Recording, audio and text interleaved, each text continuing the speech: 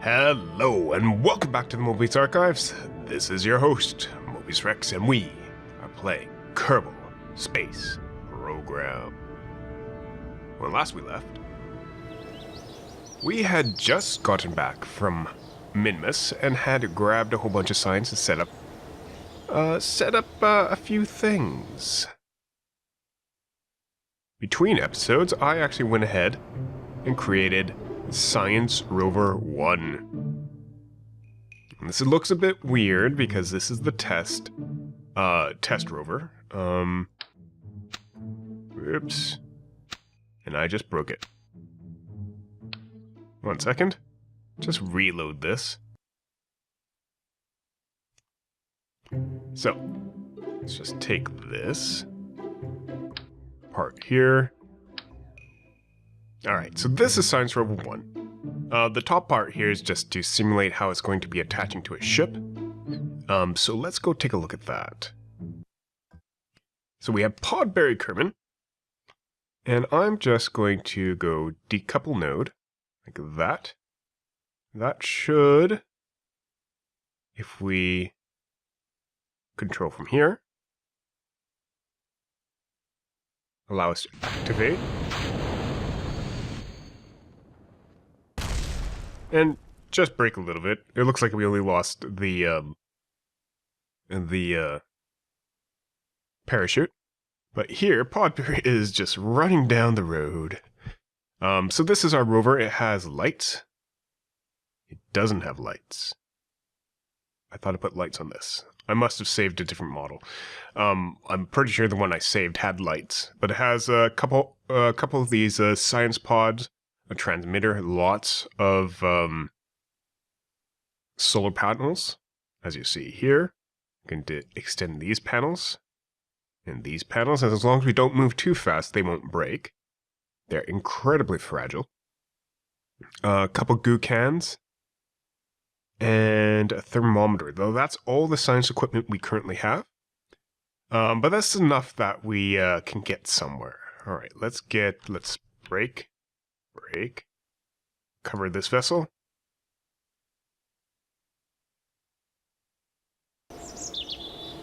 And that really just did nothing.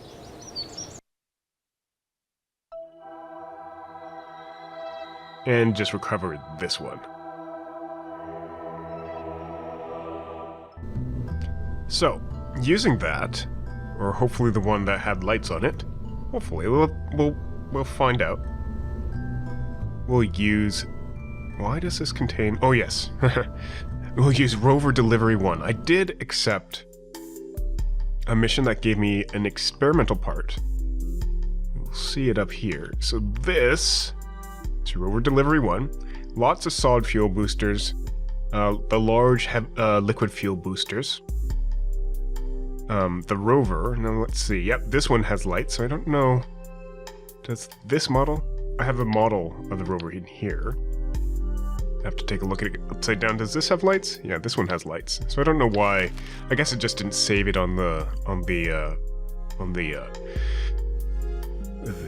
spaceplane hangar model. Which one had lights? All right. Anyways, lots of science. Hopefully we'll make it to the moon. Hopefully the thing doesn't rip apart. This is the experimental piece that they're talking about. So this stack decoupler, if you take a look, unlike decouplers, sorry, it's not a decoupler, it's a separator. It jettisons everything attached to them. Very well received. Not bad for something that started out as a failure for a controlled explosive bolt prototype. Well, that controlled explosive bolt prototype allows me to drop the top section and the bottom section. So once we get rid of this, actually I probably wanted to put it on underneath there here as well, but once we decouple this or separate this, it gets removed from the top and the bottom, so I don't have this section here stuck to the top of the rover, meaning I don't need to use like a Clampetron Junior or some type of docking port there. All right. So let's give this a go, see how far we get. Alright. We're on the ground, and we're about to get into the air. Hopefully this will be sufficient. I'm known to under-engineer some of our ships, so this hopefully will get us up there as far as we need to. Alright. Podberry, you ready? And hopefully I have everything set up right. 5, 4, 3, 2, 1. So far, so good. So as we go today, I'm going to try to give you guys an idea of what I do to get maneuvers set up. I normally cut them out because they take me quite a while, but I've had a request to get maneuvers added to the videos as opposed to just cutting them out completely. So I'll see what I can do. It does take me some time, but I'll try to articulate what I'm doing, just to make it clear. And hopefully you guys will enjoy that. Alright, first stage is about to separate. Gone. Did anything blow up critically? Not so far, although we're rotating a bit now. I think we can get that under control. Maybe. Bring that back up. There we go. Okay. Oh, and damn it. I think we might have lost some of our acceleration there. Hopefully not too bad. We are already at 17,000 meters. Crap. I'll need to take a look at this, make sure that we keep on track. Don't want to waste too much fuel, if we can help it. But, ooh, what was that? Something stopped. These stopped. Okay, good to know. Don't want to waste too much fuel if we can help it. Switch over to orbital view so that I know where that orbital trajectory is. Seems to be what I'd want to follow.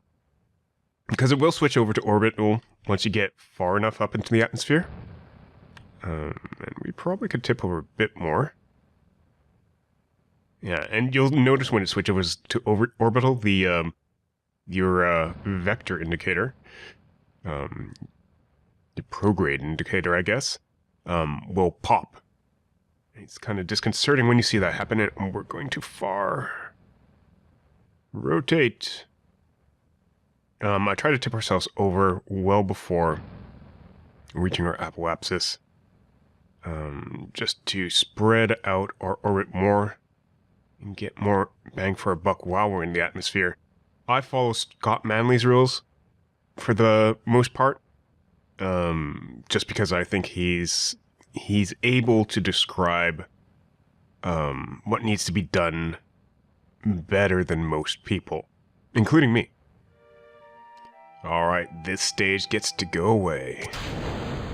And our next stage, which will hopefully get us to the moon, starts up, nice and light. And that should at least get us to orbit. Not moon itself. I keep on calling it the moon, but it's moon. Interesting distinction. There we go, we're starting to see our Kerbal periapsis, and we want to get that into at least a stable orbit before we set up our maneuver. Now, first thing we need to do... Oops. What's our fuel level? Feels pretty good. First thing we need to do... set the moon as target. Set as target. And check out our ascending and descending nodes. Alright. So the first thing we notice that our ascending node is off by 1.2 degrees. We might as well get that corrected while we're here. To correct an ascending node, we have to face down. Down is 180 on the ball. So if we just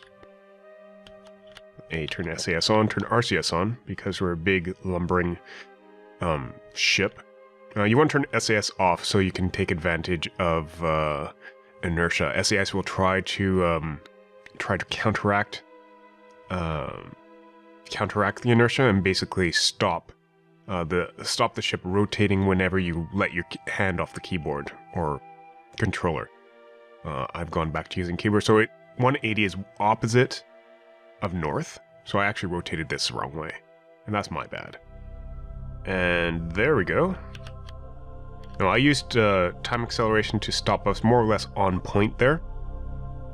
That's still in Kerbal Space Program. In theory, it would just keep on rotating even if we were under time acceleration, but it stops our rotation there.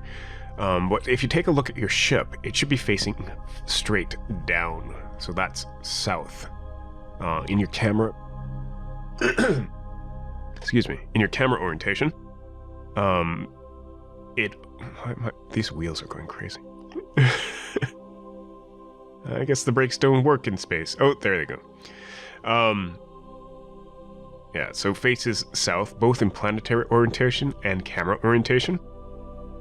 If you've got whatever this default camera is, which is auto, apparently. Alright. We are now just moments away from the ascending node. Now, you don't need to do this with too much force, because it's only 1.2 degrees off. If the node was farther away, you probably have to do this more, but facing south, ascending face down, which is south, or 180, whatever you choose. You don't want to let this go too far away from you, just because you lose leverage. So there you go. It's at 0.3. I'm going to get closer to it just to get this set up to 0.2. You could do a maneuver for this, but it's easy enough to do on your own. 2, 1. If you let it go too far away, if your descending node gets too close to you, that's the other thing. If your descending node gets too close to you, you'll start going down. There you go. Ascending node 0. Alright, and that should mean that we're coming across exactly where the moon's orbit is, and if you line up these two lines, the moon's orbit and my orbit, you'll see there's no difference there. So there is a way to get your orbit and the moon's orbit. There's an optimal way to get to your orbit and the moon's orbit, or rather get your trajectory and the moon's orbit to line up perfectly in the most efficient way. I don't know what that is. What I do is I just drag out my ascending node, or my ascending vector. That's this forward green thing. It's the same icon you have when you're going forward on the nav ball here, until it crosses the moon's orbit out here. Now, because my orbit and the moon's orbit are now in the same plane, so that 0 degrees ascending node, this will always intersect with the moon's orbit. It's not the same with min-miss. If you take a look at min-miss, this is the purple line out here. Our plane is completely off min-miss's plane. It's not in the same plane as the moon, and I don't think it's in the same plane as other planets, but I'm not 100% sure on that. Alright, so we wanted to click this. So the maneuver that I do, I just try to get a closest approach together until we see an interaction. Like that. So we can do that, and that's pretty easy. It's moving around a bit. Why is that moving around? Why is that moving around? That's weird.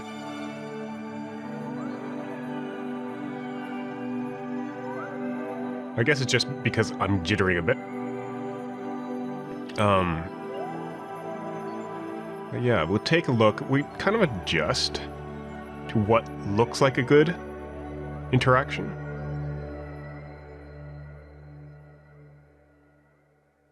Like that. No. That. That's kind of a weird... It looks like I'm passing through moon there. So let's try this again, because we're about to pass that up. It doesn't really matter if you pass it up, you'll get lots of chances. Especially if you're willing to spend fuel on it. Yeah. So if we take a look at this attempt. So I just started a new maneuver, dragged it out the same as we just saw. And it looks like we're getting a good interaction. I don't know how to articulate what looks like a good interaction, what looks like a bad interaction. Bad interaction, you smack into the moon.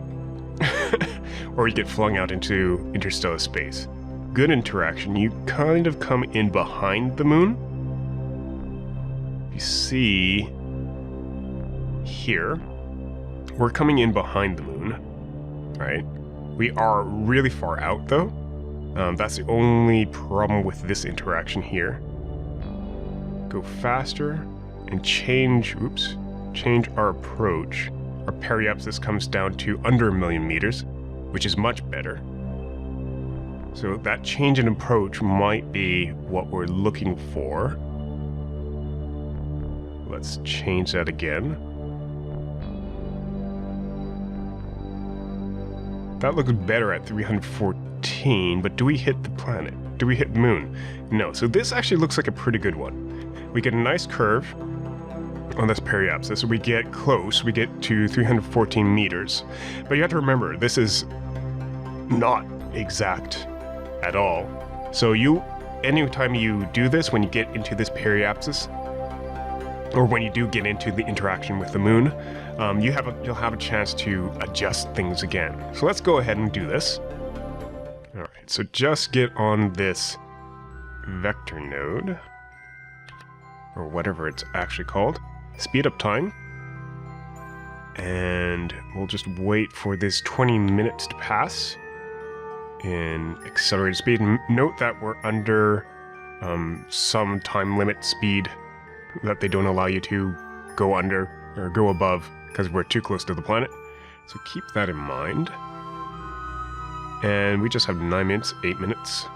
We want to start roughly 30-40 seconds in, so that we're burning both on this side of the node and on the other side of the node. Crap! And we've passed the node. Alright. I wasn't paying attention. You know what? This is a good time for F5, because I screwed up. Alright. Have another maneuver. This one looks okay, but it might be a bit funky. I'm not 100% on that. I need to get rotated into position, because it is right now. It is right now. Come on. I don't even know where the position is. That's a problem. It should actually be right where my ascending node is. We're going to miss it by a little bit, but I don't think it's too bad right now. You just get that kind of gut feeling. Oh, come on. Engine's on. I have more maneuverability when that happens. There we go. Get everything going. And let's see what happens to our orbit. Alright, getting close. So, taking a look at this, you'll see this is an interesting one. If I don't accelerate anymore, we'll hit the moon. If we accelerate a little bit more, it'll get kind of twisty. Don't want that, obviously. If I accelerate even further, we'll start getting behind the moon like we want. We still look like we're touching the moon here. Not entirely what we want to do. I just keep on trying to go against the prograde vector. And just like that. So now we're behind the moon in our encounter. We're 1 million meters out. Maybe we've gone a little bit too far. It's better to try to correct it here. Get rid of this maneuver.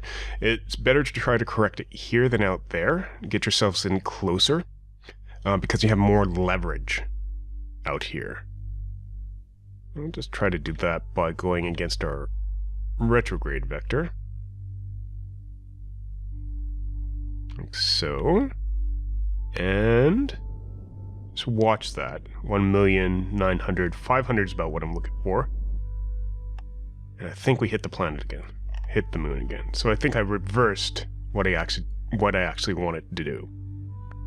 But like I said, it's easier to do out here sometimes than it is over there. So I'm just going to get us out into a nice, something that doesn't look like an intersection with the moon, just an interaction with the moon. Like that. Let's see what that does to us.